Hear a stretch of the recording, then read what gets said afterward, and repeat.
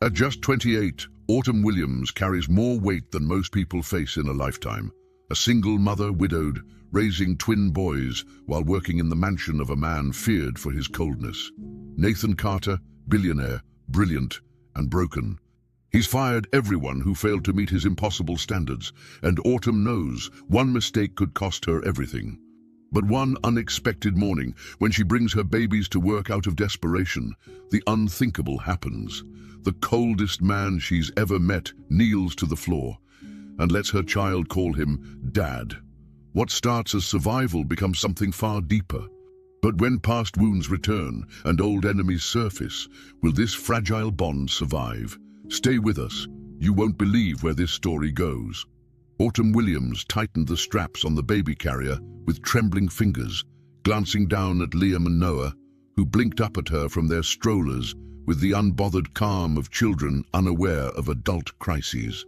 The message from the daycare had arrived just after dawn. Emergency closure. Sorry for the inconvenience.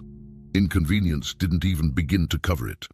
Her shift at the Carter estate started in an hour, and she knew, from whispered stories among the staff, that Mr. Nathan Carter didn't tolerate personal problems.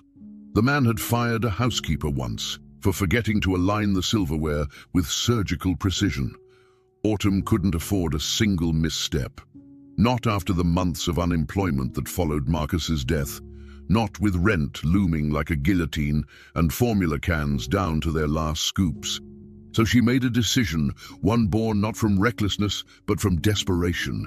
She dressed the boys, packed their snacks, and promised them an adventure. As the cab approached the mansion's gates, a sinking guilt knotted in her stomach.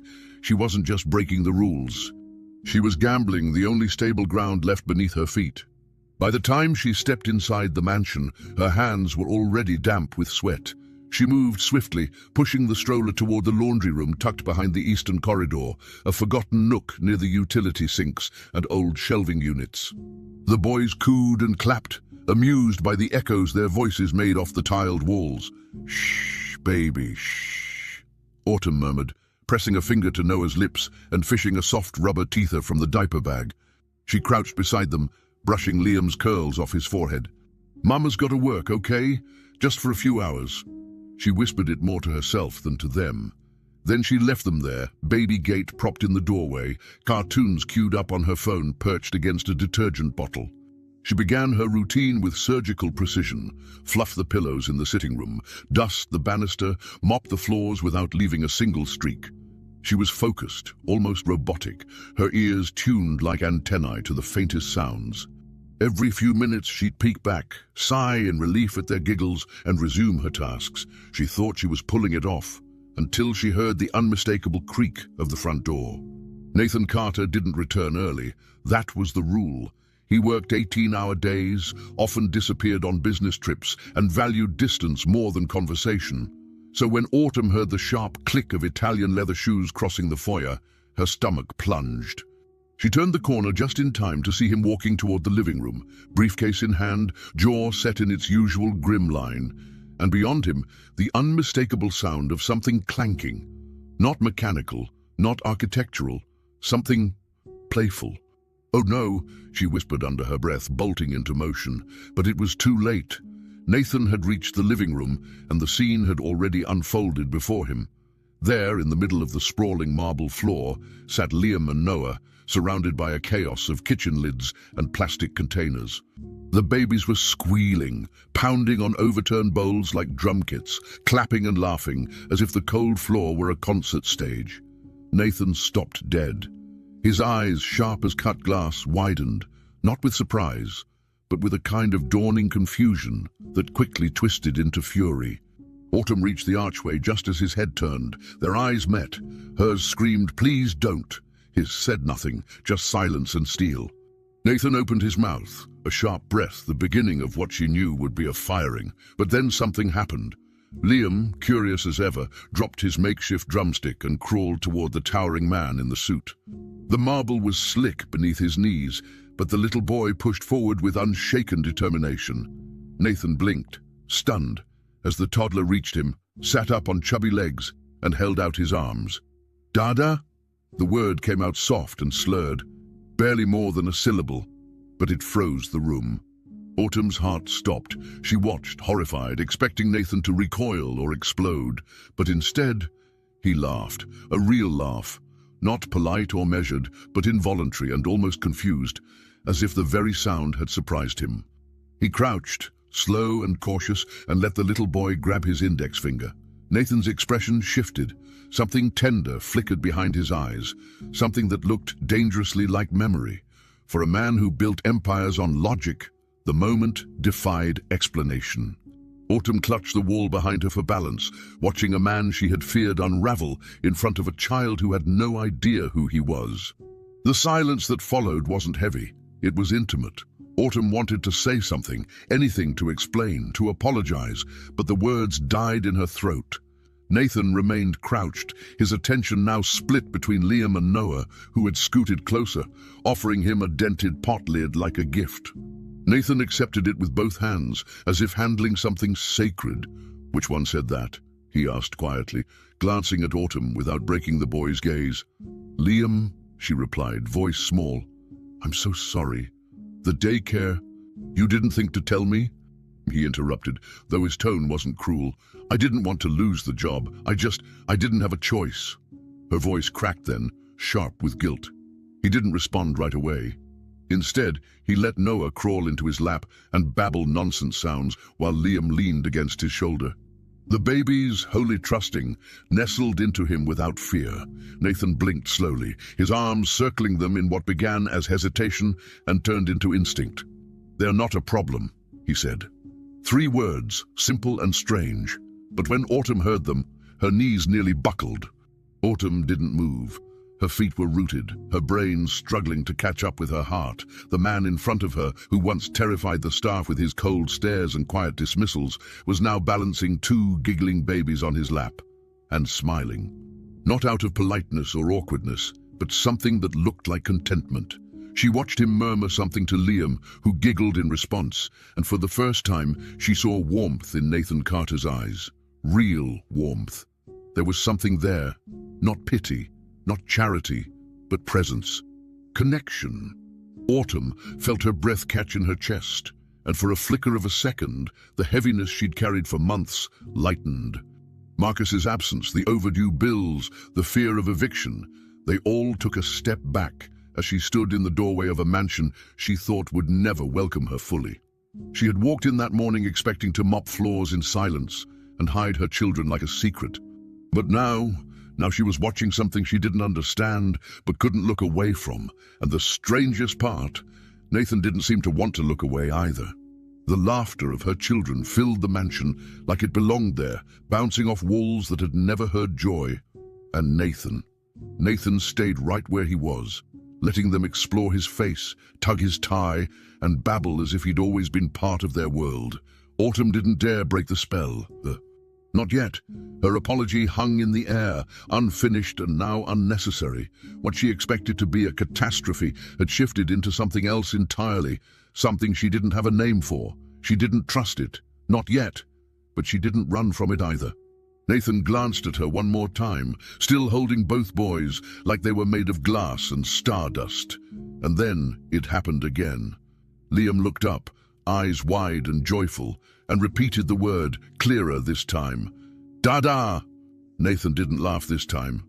He just closed his eyes, inhaled once and let the word land where it would. And Autumn, heart-pounding, stood motionless and wide-eyed, watching the impossible unfold. Autumn stood frozen in the doorway, shoulders pulled back in a useless attempt at composure, her mouth parted just enough to begin a rehearsed apology that now felt completely insufficient. Her mind raced through every possible consequence, termination, humiliation, blacklisting, while her eyes stayed locked on the man sitting cross-legged on the floor, an image so foreign it made her doubt her own memory. Nathan Carter, the Nathan Carter, was not standing over her with cold fury, not demanding an immediate explanation. He was just sitting with her children, letting them crawl onto his lap as if this were a routine part of his life. Noah pulled at his silk tie with wide-eyed fascination, while Liam tried to wedge a pacifier into his mouth. Nathan didn't flinch or push them away. He chuckled, softly, awkwardly, and let them explore his presence with the curiosity only toddlers could get away with. It was disarming, surreal. Autumn clenched her fists, unsure whether she should intervene or just let the moment stretch, hoping it didn't snap into something painful. Nathan looked up, not with annoyance, but with something closer to calm exasperation.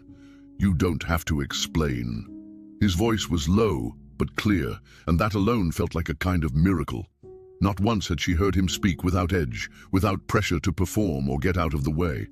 "I know what emergencies look like," he added, lifting Liam slightly as the child nestled into his side. Autumn blinked, lips still parted, struggling to process not only the absence of anger, but the presence of something unexpectedly human. Nathan Carter was not exactly warm, not exactly gentle, but there was a restraint in him that didn't feel forced. He didn't hold her gaze long, but it lingered just enough to settle the panic rising in her throat. She stepped into the room cautiously, lowering her voice. "I promise, this won't happen again. I just couldn't miss another shift. I couldn't afford—" "I said you don't have to explain," he repeated more firmly this time, as he gently adjusted Noah's grip on his shirt buttons. "They're not a problem."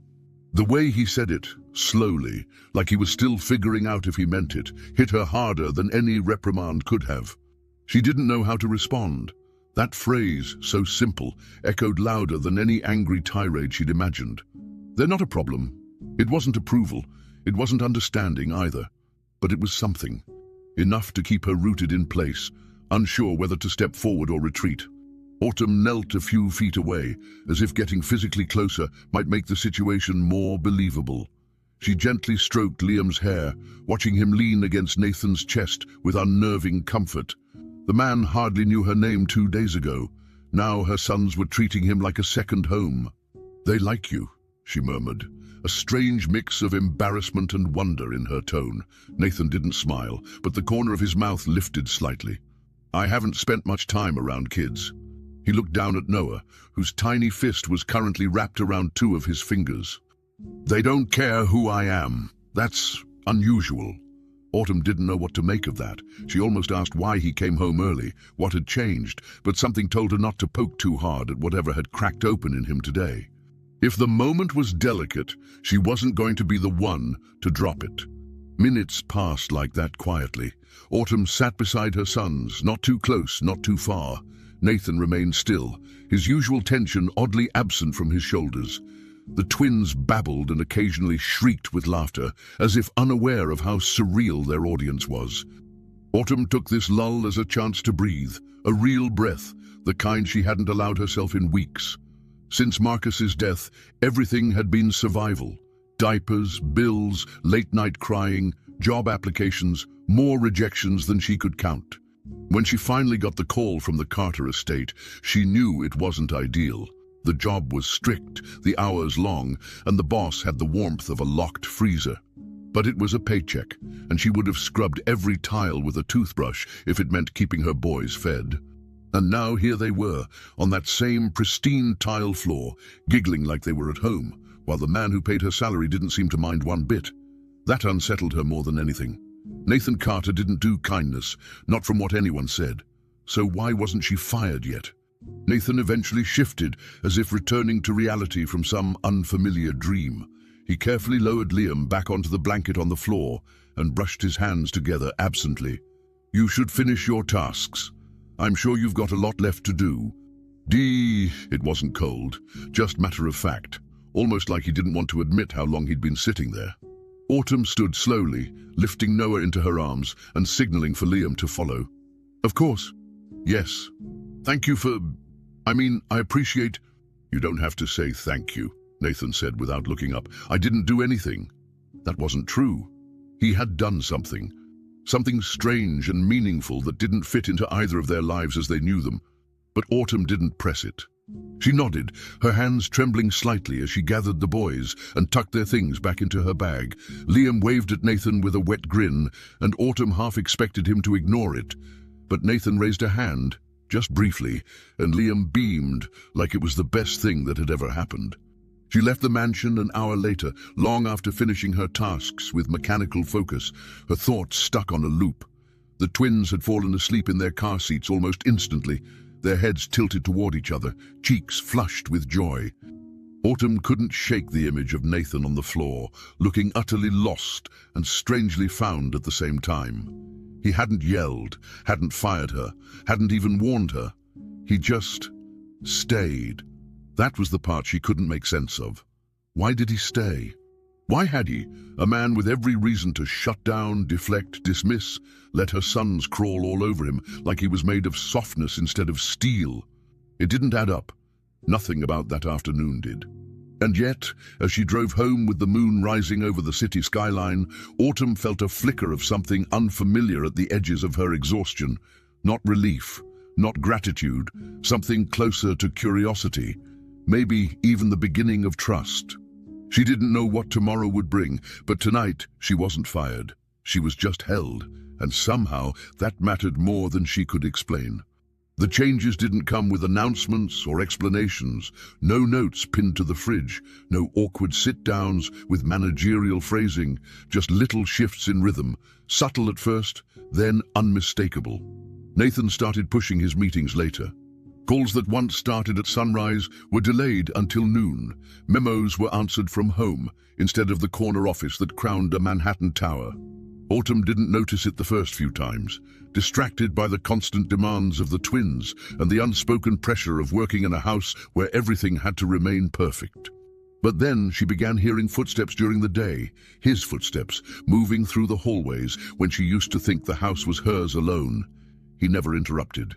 Sometimes he'd pause at a doorway, watching without speaking. Other times he'd pass by, nodding slightly and greeting, eyes tired but not unkind.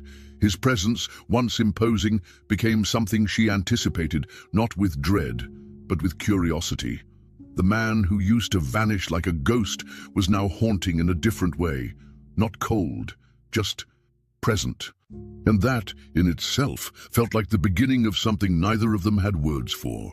The first time she noticed the real shift, she was folding towels in the laundry room. It was early, just after the twins had gone down for their morning nap. She'd always filled the silence with humming, mostly out of habit, though sometimes just to keep her emotions from slipping out unchecked. That day, it was an old lullaby her grandmother used to sing, low and sweet, a melody passed down like worn fabric.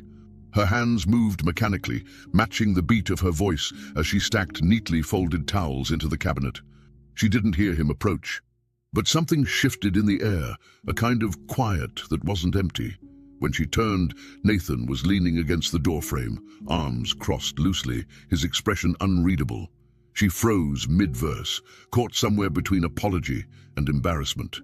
But he didn't move, didn't smirk or comment. His eyes were half closed, like he'd been listening, really listening, and couldn't quite step away.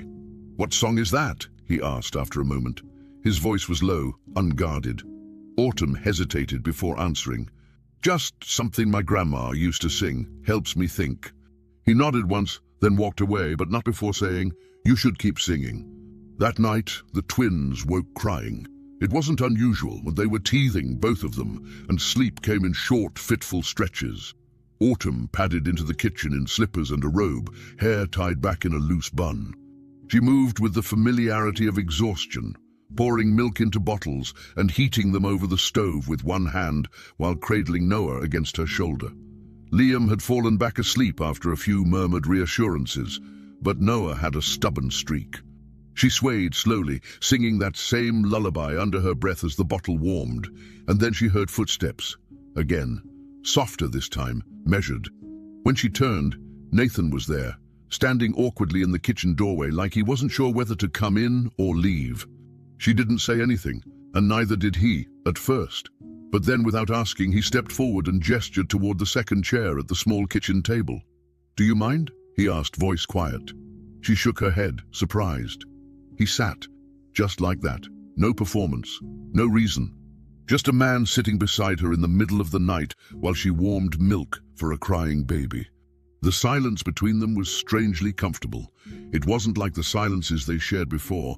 Those were tense, anticipatory, filled with the fear of making a wrong move. This one felt different. She passed him a clean burp cloth and said nothing. He took it without question. Noah, now calm, nestled into her chest with the warm bottle, eyes fluttering shut. Nathan watched carefully, as if the mechanics of love were something he'd never studied up close before. "How long has it been since—" He trailed off, not quite finishing the question.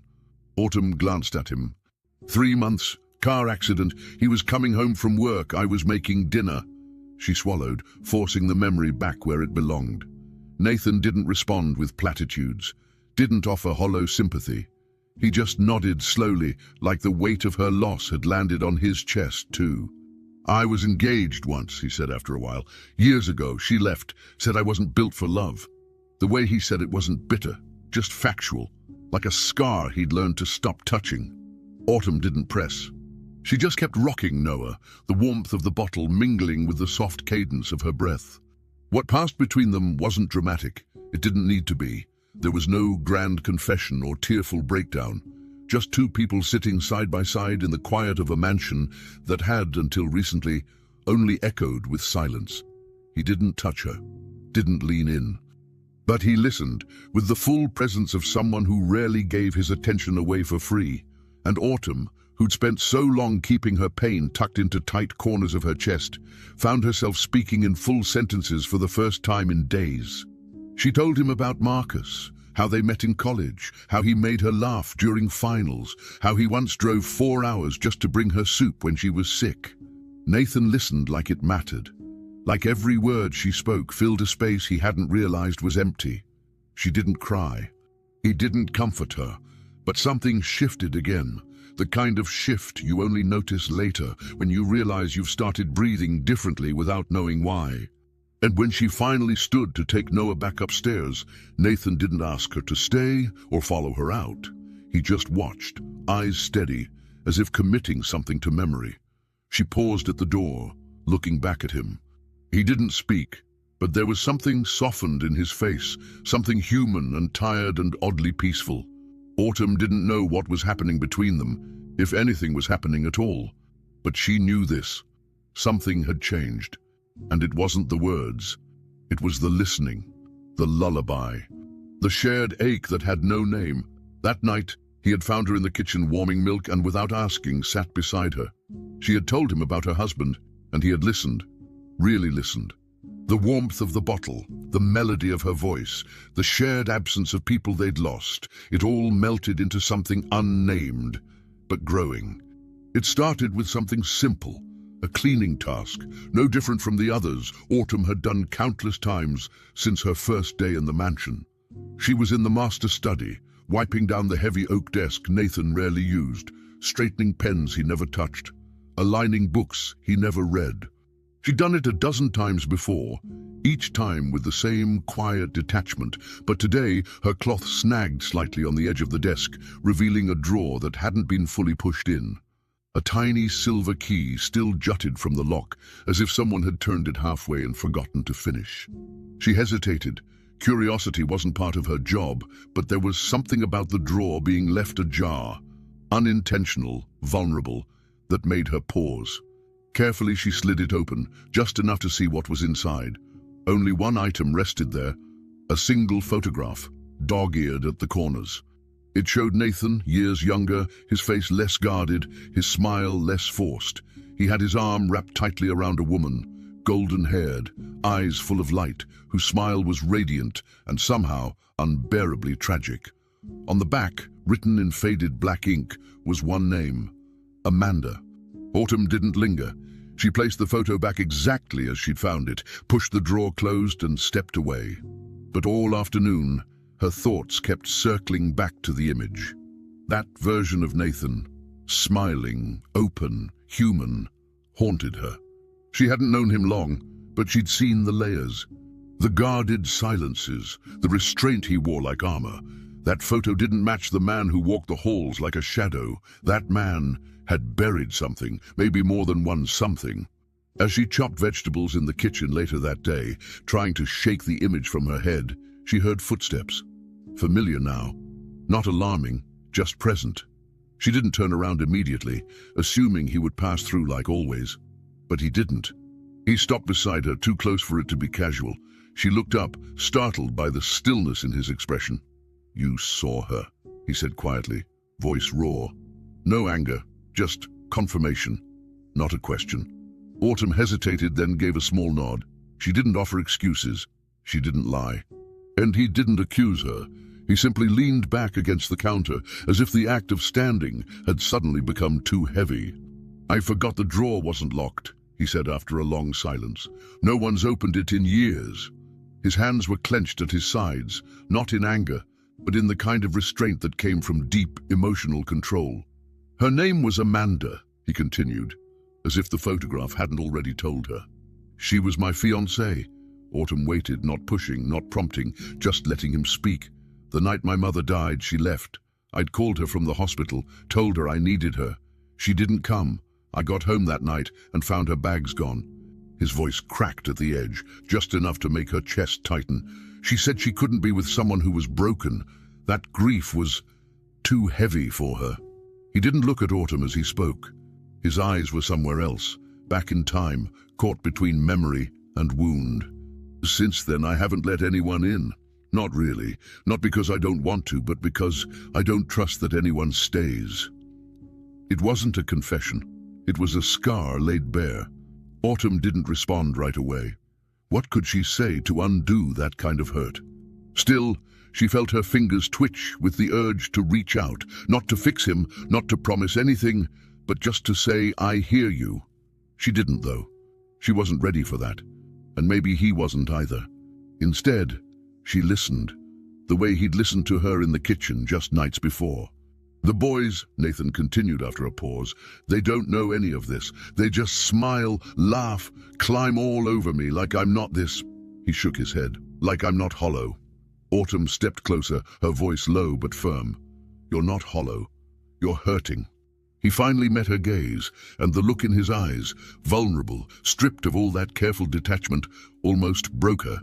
"I don't know what to do with this feeling," he admitted. "With them. With you." Her breath caught. "You don't have to do anything," she said gently. "Just keep showing up." He gave a slight nod, then pushed away from the counter, retreating without another word. But the air between them was different now, changed. He had spoken his truth, and she had stayed. That night, Autumn couldn't sleep. The twins, blissfully unaware of the emotional earthquakes around them, slept peacefully in their cribs. She lay awake, staring at the ceiling, hearing Nathan's voice echo in her mind. Since then, "I haven't let anyone in." She thought of how easily Liam had crawled into his lap, how Noah had smiled up at him, like he'd been born knowing he could trust that man. Children didn't analyze or hesitate. They simply felt, and somehow they'd felt something in Nathan worth believing in. Autumn didn't know if she was falling for him. That word felt too big, too dangerous, but she knew this. She saw him, and he was trying. And in a world that had broken both of them in different ways, effort mattered. She reached for a notepad on the kitchen counter, the one she used for grocery lists, and tore off a small sheet. With a pen, she wrote slowly, deliberately, letting the words come not from hope or romance, but from honesty. The next morning, the note was there, centered neatly on the counter where Nathan would find it when he came down for his coffee. She didn't sign it. She didn't need to. The message was simple, handwritten in quiet conviction. People break, but some people rebuild. Not alone. Amanda Blake didn't knock. She never had to. Her entrance into any room was less of a question and more of a declaration. One made in the click of heels, the turn of a sculpted shoulder, the calculated tilt of her head as cameras followed. When she appeared that Thursday evening, stepping out of a sleek black car in front of Nathan Carter's mansion, it wasn't just a visit. It was a storm front rolling in. News had begun swirling days before. Nathan Carter seen with a woman and her children. Tabloids speculated, blogs gossiped. Amanda, watching it all from the quiet corners of Manhattan society, hadn't needed more than a headline. She knew the pattern. Nathan didn't let people in, so if he had, it meant he was breaking. And Nathan breaking meant one thing to her: opportunity. She arrived like she'd never left, draped in cream silk, eyes lined in vengeance disguised as poise. She kissed cheeks that didn't want her and smiled at men who once feared her tongue. She wasn't here to rekindle, she was here to reclaim. Not Nathan's heart, but his image, his power, his narrative. And if that meant cutting someone out, she'd wield the knife herself. The dinner party wasn't just a social gathering, it was a performance. Investors, media whisperers, elite donors from West Coast ventures, and venture capitalists with too many opinions about the future of AI filled the mansion with the kind of sterile laughter Nathan loathed. He played host with mechanical charm, pouring wine he didn't drink and nodding at predictions he didn't agree with. Autumn, dressed in soft navy and quiet grace, moved in the background like she always did, unseen by most, but not by Amanda. She spotted her within minutes. No diamonds. No curated accent, just a woman with 2 children and no armor. It wasn't even a challenge. Amanda waited for her moment.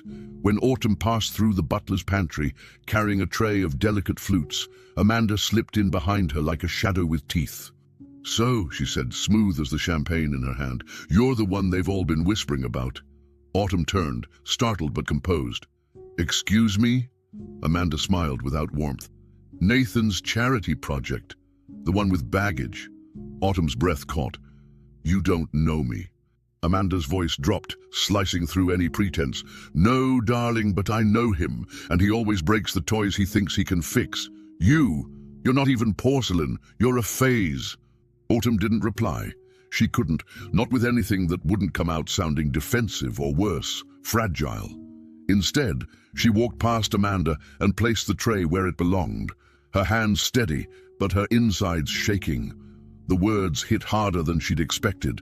Not because she believed them, but because somewhere in the dusty corners of her doubt, they echoed whispers she tried so hard to silence herself.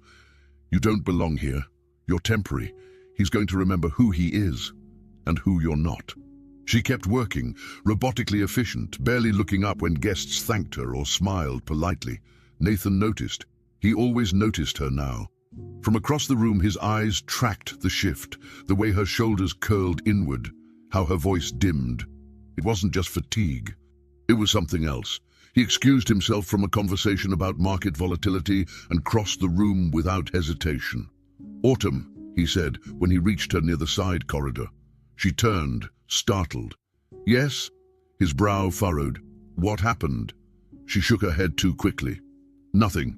I'm just tired. It's been a long day." But her eyes told a different story. Nathan's jaw set. He turned away before she could protest, already knowing where to go.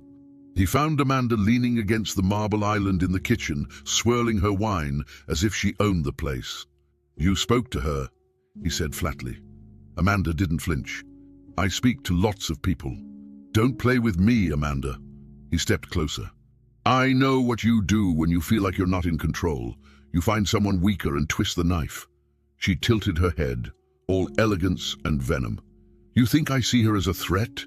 Please." "You should," he snapped. "She has more strength in her silence than you ever had in your performance." Amanda's smile faltered for half a breath. "You really believe this little nanny act is real, that she's not just playing house?" Nathan leaned in. "If she is, she's doing it better than you ever could." Amanda's mask cracked, just for a moment. Then, as always, she recovered. "You're emotional. That's new for you." He stepped back, calmer now, colder. "Leave, Amanda. Enjoy the party, but leave my life out of your theater." She said nothing, but the chill in her gaze made it clear. This wasn't over. The rest of the evening passed in a blur for Autumn. She went through the motions, kept the boys asleep in the nursery upstairs, cleaned up glassware, smiled when necessary, but her mind kept circling Amanda's words, the ones that tried to make her feel small, replaceable, foolish. When she finally slipped out to the garden to catch a breath of real air, Nathan was already there, his jacket discarded over the back of a wrought-iron chair. "She's gone," he said without turning around. "I told her not to come back." Autumn didn't respond, not right away. "You didn't have to." He looked at her then. "Yes, I did." She swallowed, her throat tight. "Why did she come?" Nathan hesitated, then said, "Because she heard something real was happening here. And Amanda doesn't believe in real unless she can control it." Autumn nodded, understanding more than she wanted to. "Did she lie?" Nathan's brows drew together. "About what?" "About me being a phase?" His jaw clenched. "She doesn't get to define you. Or us." She nodded again, but the cracks had formed, invisible hairline fractures that no one could see, but they were there. The doubt had been planted, and it would take more than words to erase it. And so the night ended as it began, with the seed of tension buried beneath silk and smiles. Amanda had denied everything, of course. Her words left no visible bruises, but Autumn felt them anyway. Nathan saw them. The world didn't know what had been said in that pantry, but Autumn did. And Amanda did, and maybe now Nathan did too. But the party was over, the guests gone, the wine glasses stacked and rinsed, and the seed Amanda planted, the one wrapped in poison and prediction, had taken root. The world was watching, and so was Autumn. It started with something small, a murmur in the hallway, the kind of whisper that slips between closed doors and leaves a mark, even when it has no shape. The silver pocket watch, Nathan's father's, had gone missing from the glass display case in the study. No shattered lock, no broken hinge. Just gone. At first, Nathan assumed it had been moved for cleaning. He asked casually. No one admitted to touching it. Then Amanda, smooth as ever, made an offhand remark to one of the kitchen staff. Strange, isn't it? Things only started disappearing after the boys showed up. Or maybe their mother needed help making ends meet. It wasn't a direct accusation. Amanda was too clever for that. But the effect was immediate. The words spread like oil through the mansion's silent machinery. Suddenly, glances lingered on Autumn. Voices dropped when she entered the room. Nathan didn't see it at first. He was too busy, too distracted, too unaware of how loud silence can be when it's directed at someone who has no armor. But Autumn felt it.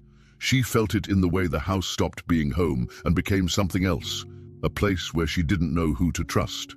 Autumn tried to brush it off. She focused on the twins, on her tasks, on keeping the routine steady, but routine doesn't hold against suspicion. One afternoon, returning from changing Noah's diaper, she found her locker pried open in the staff quarters, clothes scattered. Her wallet emptied and left face up. A crumpled photo of her late husband, the only copy she had, lay torn at the corner. She stood there for a long time, staring at the mess, as if it might rearrange itself and take back what it had done. When she reported it to the head of staff, the response was curt. "We're looking into it." No apology, no reassurance, just sterile distance. Later that same day, she was pulled aside by Mr. Langley, Nathan's estate manager. He didn't meet her eyes. "Ms. Williams, given the current situation, we think it's best if you take some time away until things are sorted." The words didn't surprise her. Not after the locker, not after the stairs. Still, they struck deep. She packed slowly. The boys were confused. Liam asked for Mr. Naan 3 times while Autumn folded their clothes. Noah clung to her leg. She kept her expression still, even when her hands trembled. She wouldn't cry. Not in this house, not in front of them. She left a note on the fridge, not for closure, but for clarity. It read, "I didn't take it, but I understand why no one believes me." She pinned it with a magnet shaped like a strawberry, one Liam had loved to pull off every morning. Then she gathered the boys and walked out the side entrance without telling anyone. She didn't want goodbyes. She didn't want another hollow explanation about protocols or reputation or discretion. Nathan wasn't home when she left. Maybe that made it easier, or maybe not. The cab she called took forever to arrive. She sat on the stone bench near the gate, Noah asleep on her shoulder, Liam tugging at a loose thread on her sleeve. She didn't speak. She didn't need to. The silence between them was heavy with what she couldn't say. That the world often didn't need proof to punish people like her. That being close to something beautiful didn't make you belong. That trust, once cracked, wasn't easily resealed. She told herself she'd find another job, another place. But the truth was, she'd begun to believe in something here, and now she wasn't sure if that belief had been her mistake. When Nathan returned that evening, he noticed it immediately. The sound, or lack of it, no soft thump of feet, no cooing from the nursery monitor, no hum from the kitchen. The house felt wrong, not empty, just off kilter. He walked past the living room and saw the basket of toys untouched. A sippy cup, forgotten on the end table. The baby monitor light blinked but transmitted nothing. He called out once, then twice. No answer. Langley emerged from the corridor, stiff-backed. "She's gone," he said. "Took the boys and left this afternoon." Nathan's chest tightened. "Why?" Langley hesitated. "There was a situation. The watch went missing. Tensions rose. We thought it best if she—" "Who's we?" Nathan's voice was razor-sharp now. "Who gave the order?" Langley shifted, uncomfortable. It wasn't an order, just a suggestion.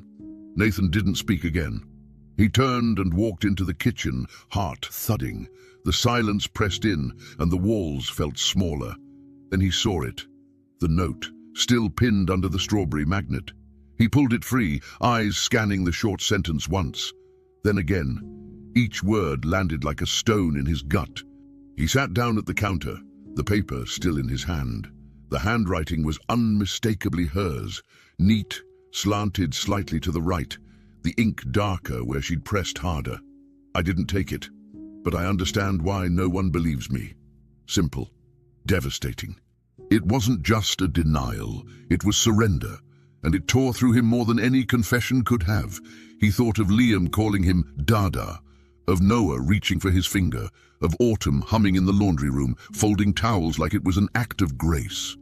He remembered how she never asked for anything, never demanded space, never once used her pain as a shield, and he had let them cast her out like she was disposable. His hands tightened around the note. This wasn't a misunderstanding. This was failure. His. He didn't know where she'd gone. He didn't know how to make it right, but he knew one thing with aching certainty. The house now was too quiet. Not peaceful, not calm, just quiet. And that silence, the one she had once filled with lullabies and laughter, was unbearable. So he stood there, still holding the note, the house swallowing him whole. The boys' toys remained scattered, untouched. The kitchen, once warm with movement and smell, was still. The strawberry magnet rested on the counter, fallen from its place. And as Nathan looked around at the life that had briefly bloomed in his home and now vanished, he understood what Amanda never could, that this hadn't been about charity or impulse.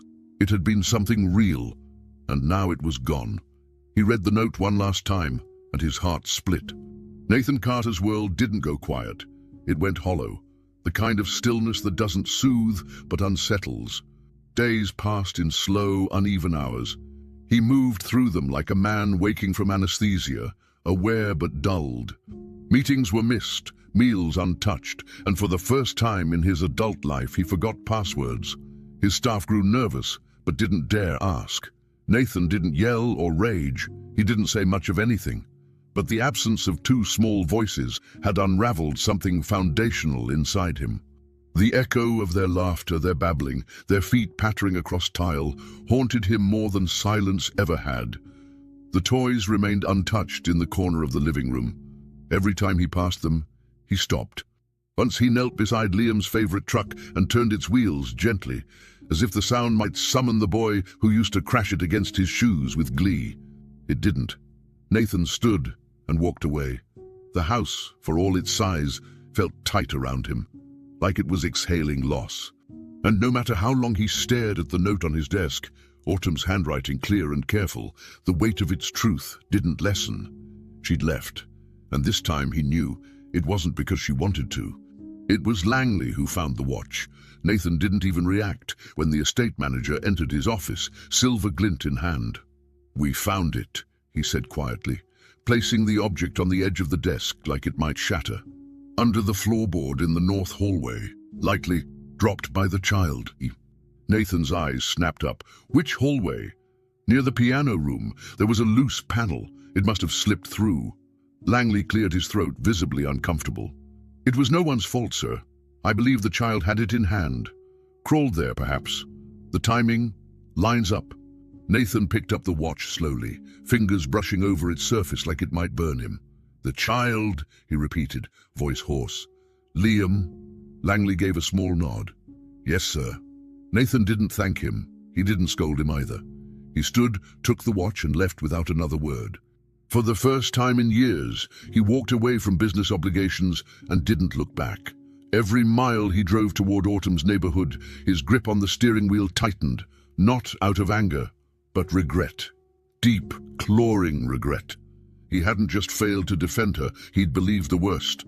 Even for a moment, even with hesitation, it was enough to break something sacred, and that knowledge sat heavier than anything Amanda could have ever orchestrated.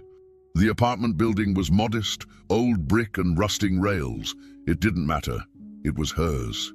He climbed the steps without knocking, holding the watch in his palm like a peace offering. He rehearsed what to say and realized too late that no words would be enough. When the door opened, Autumn's face appeared first, tired, guarded. Then he saw Noah, wrapped against her chest, his tiny body feverish and flushed. Nathan didn't speak immediately. He couldn't. The words in his throat weren't strong enough to meet the moment. Instead, he held out the watch. No preamble, no dramatic apology, just truth, just action. "Come home," he said quietly, voice thinner than he intended. Autumn's eyes flicked from the watch to his face. She didn't cry, she didn't yell. What she said was worse. "You believed I could do it," she whispered, her voice low, raw. "That's what hurt the most." Nathan's lips parted, but nothing came. What excuse could absolve that? What explanation mattered now? He didn't try to offer one. Instead, he stepped inside slowly, took off his coat and sat on the floor beside her couch without asking permission. She watched him, uncertain. He said nothing further. Minutes passed, maybe more. Autumn sat down too, Noah still clinging to her. The baby whimpered, restless, his skin too warm. Nathan reached into his coat pocket and retrieved a small bottle of water. "It's cool," he said finally. "Can I?" Autumn hesitated, then nodded. He poured a small amount into the cap and gently held it to the child's lips. Noah drank, not much, but enough. His breathing slowed. Nathan remained crouched, eyes never leaving the boy. He didn't reach for Autumn.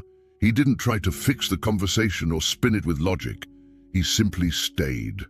His silence wasn't avoidance. It was presence. He knew he couldn't rewind time. He couldn't erase the betrayal or the way the world had cornered her.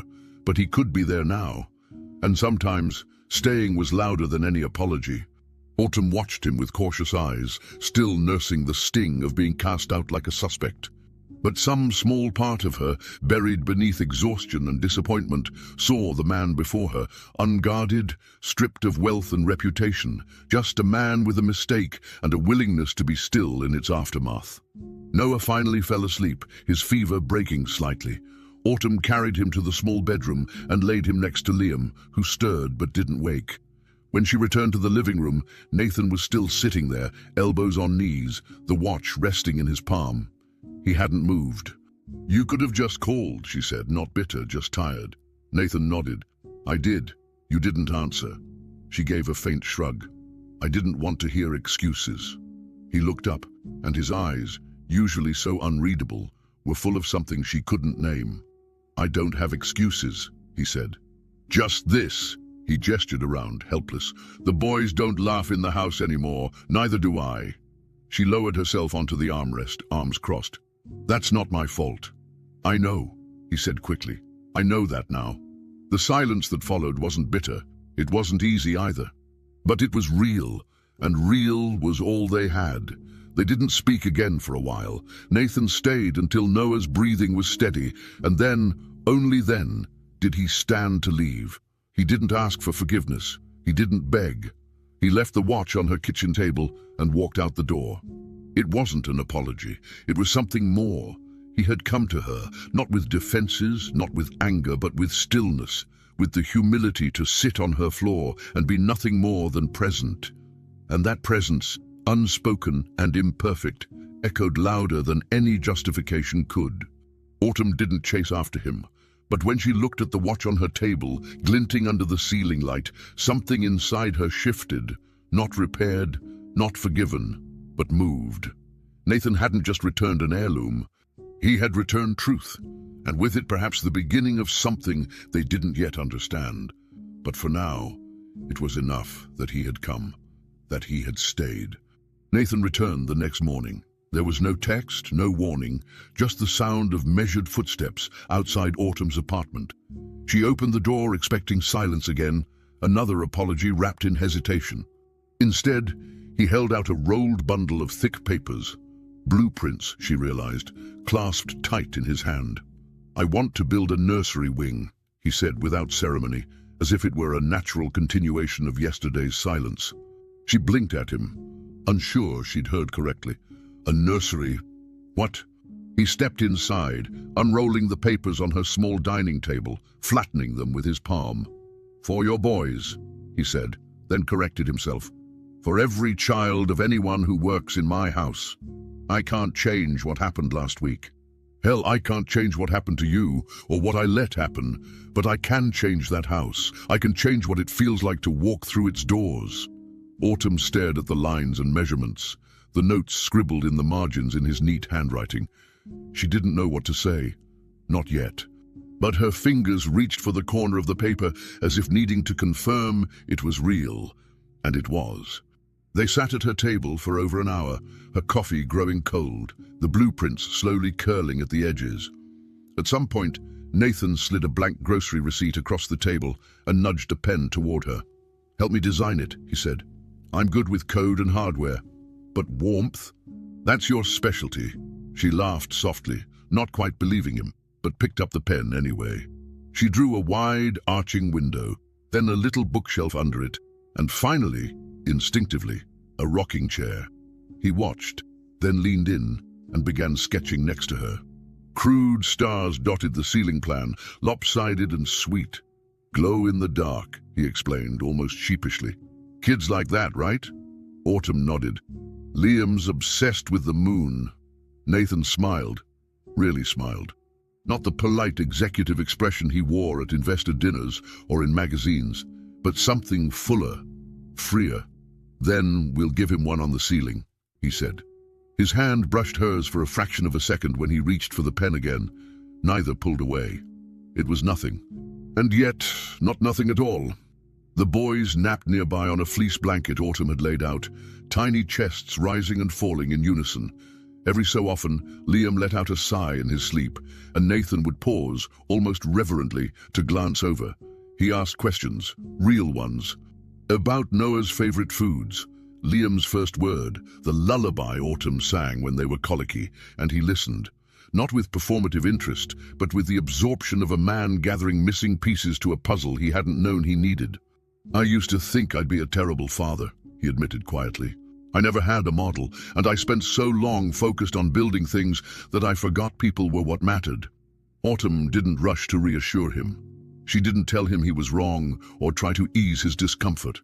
She just said, "The fact that you're saying that kind of proves you'd be good at it." Nathan looked at her then, really looked, and the moment held.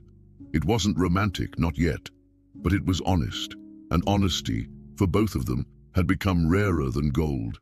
As the afternoon wore on, their sketches became messier, more playful.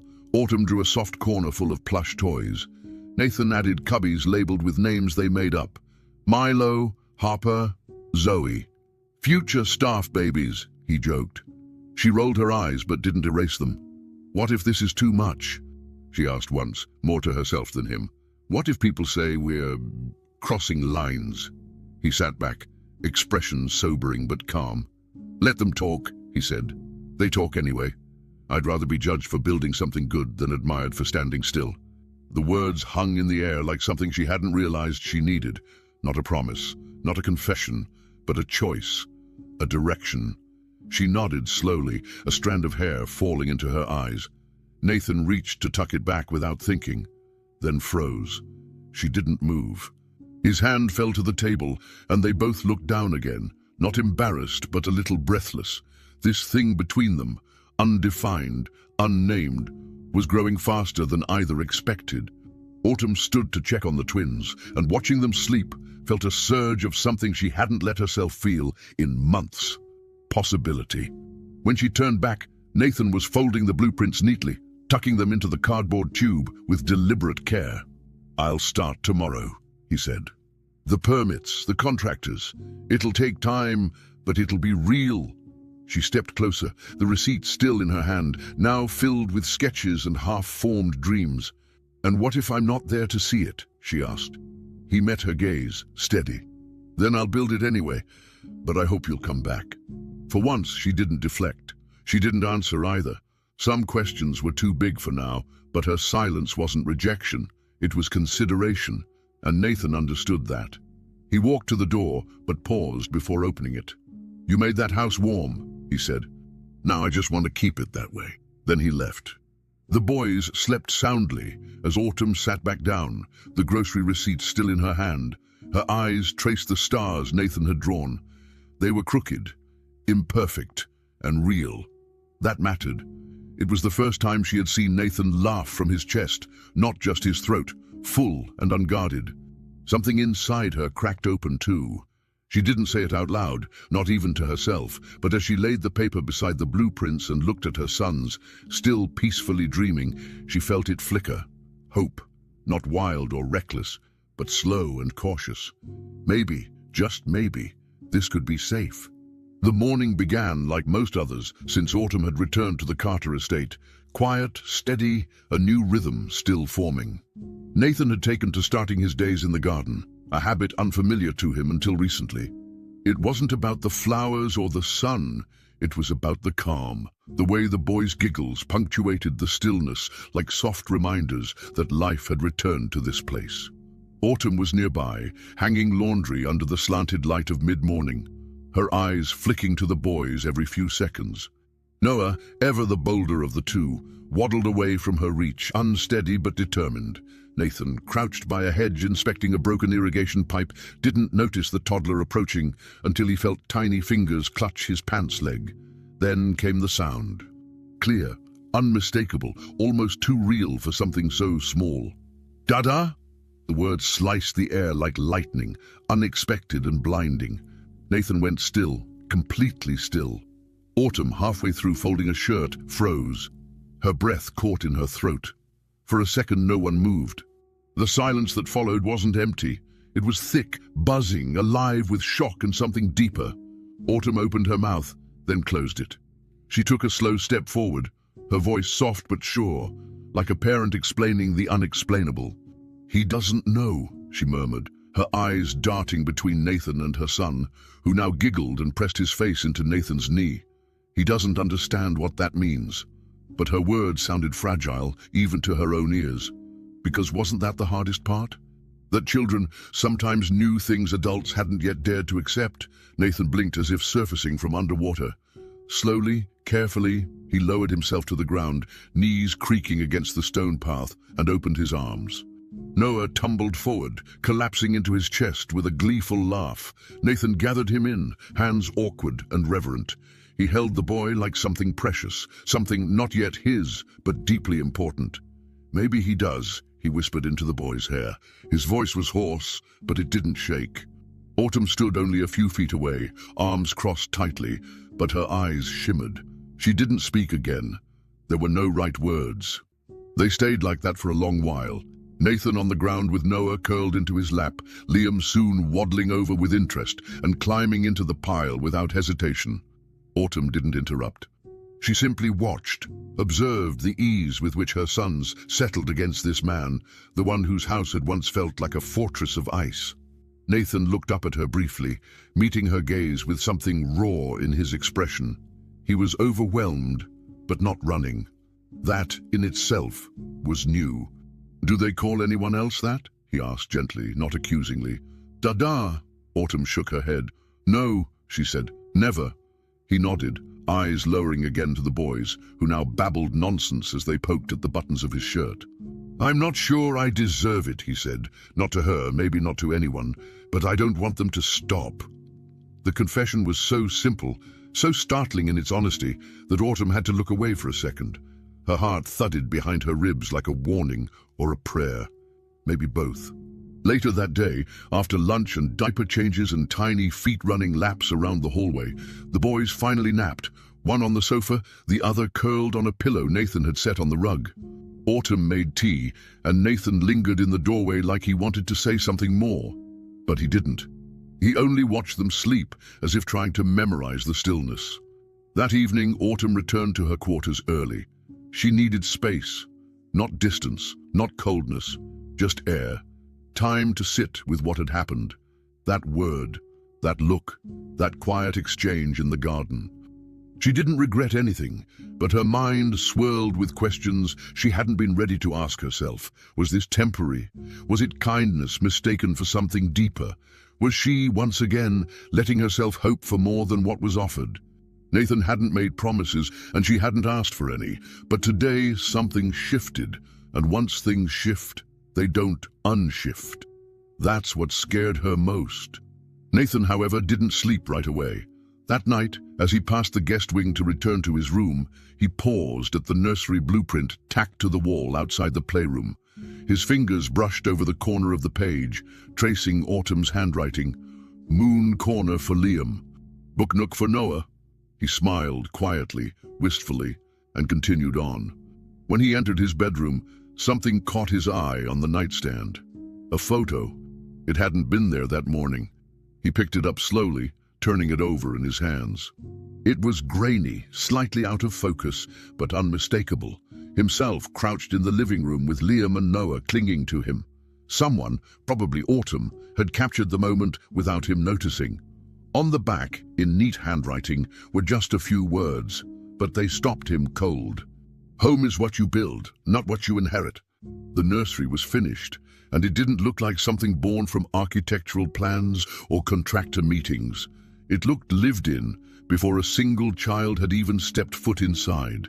Walls painted in soft, playful hues, shelves stocked with storybooks worn from second-hand stores, not catalogues, a rocking chair that Autumn had picked from a yard sale and refinished herself, and ceiling stars that Nathan had hand-cut and glued while the twins napped in a makeshift playpen beside him. What was once a sterile corridor filled with portraits of Nathan's ancestors had transformed into a wing, humming with color, memory, and presence. The transition hadn't come with fanfare. It was quiet, gradual, like the first breath after grief, like light through drawn curtains. The boys toddled through the hallway in mismatched socks, leaving behind trails of toys and laughter, which no one asked them to pick up. Nathan found himself stepping on Legos and not minding. Autumn found herself smiling without fear of what the next moment might demand.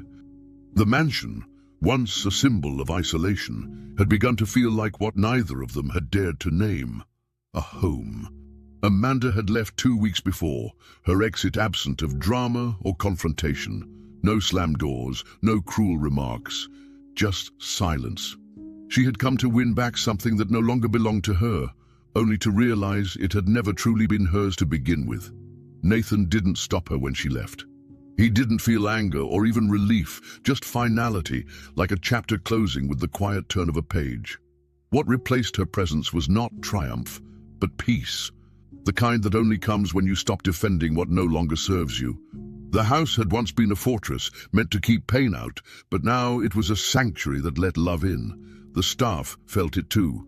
Laughter returned to the halls, not just from the children, but from the people who had once walked on eggshells. There was music in the kitchen, shared meals in the courtyard, and moments of stillness between people who no longer feared being seen. Autumn didn't ask for control. She never did. But her presence anchored something in all of them. She had not just moved into the house, she had woken it. The celebration was small, almost incidental. A gathering in the newly finished nursery wing, just staff and a few friends who had stayed loyal through Nathan's colder years. No photographers, no reporters, no champagne towers, just paper plates, a cake from the local bakery, and streamers Noah had chewed through during setup. Nathan stood near the doorway, a mug of coffee in hand instead of a wineglass, watching the people who had made this change possible, not through plans or strategy, but through love, patience, and presence. When it came time to speak, he didn't clear his throat or raise his voice. He simply looked at Autumn, who was laughing softly with Liam balanced on her hip, and began. "I've made a lot of speeches in my life," he said, voice steady. "Boardrooms, conferences, deals worth more than this house. But I've never said thank you when it mattered most." The room fell quiet. "Autumn," he continued, "you didn't just care for this house. You reminded it how to feel. You reminded me how to feel." The words didn't need embellishment. She looked up, startled but moved. And in that look, Nathan felt more than gratitude. He felt forgiveness. Not just from her, but from himself.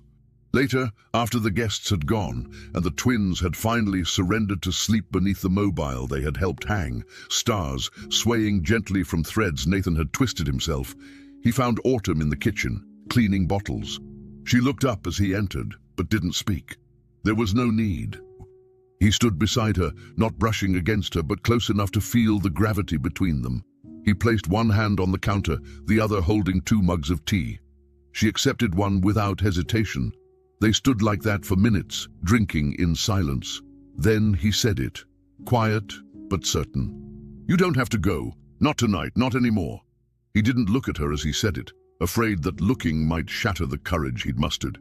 But she didn't answer right away. Instead, she placed her mug down, turned to him fully, and rested her hand on his. No words, no theatrics. Just a touch that said everything. His heart skipped, but this time he didn't retreat. He leaned in, and for the first time, his body didn't flinch from connection. It welcomed it. Nothing had been erased. Her grief for her husband, his wounds from Amanda, the shadows left behind by the years, they were all still there. But they no longer held the final word. The past didn't rule them. It simply informed who they had become. What mattered now was the space they were building. Not just for themselves, but for the boys, for the staff, for anyone who stepped through the doors of that once lonely house. Nathan didn't make promises he wasn't sure he could keep. He only made space, emotional, physical, real, for them to stay, to grow, to breathe. Autumn, for the first time in a long time, didn't feel like she had to measure her worth by her resilience. She could simply be, and Nathan could simply be with her. No performance, no masks. Just 2 people who had once been broken, now sitting side by side in the quiet, choosing to rebuild. As the night settled around them, and the last light flickered off in the nursery, the mansion didn't feel heavy anymore. It felt alive. There were new sounds now, Noah's sleepy murmurs, Liam's laugh muffled against a stuffed bear, the clink of 2 mugs left on the counter, the rustle of a blanket as Autumn curled onto the couch beside Nathan without a single word. These weren't the echoes of loneliness that had once haunted the walls. They were proof of presence, of life shared, of people who stayed. The house, once frozen in time, now pulsed with it. Not just because children ran through its halls, or because paint had been refreshed or furniture moved, but because trust had been built, slowly, painfully, honestly, the kind of trust that makes a place sacred. And so the house breathed, and everyone in it finally felt alive. If this story moved you in any way, we'd truly love to hear what it meant to you in the comments. We put a lot of care and time into creating each video. Sometimes it takes over a week to bring a single story to life. Your support makes all the difference. By subscribing to the channel, you're helping us continue sharing stories that touch the heart and bring people together. And if you enjoyed this one, feel free to explore more of our videos. There's so much waiting for you here. Thank you for watching, for being here, and for sharing a few quiet moments with us. Your presence means more than you know.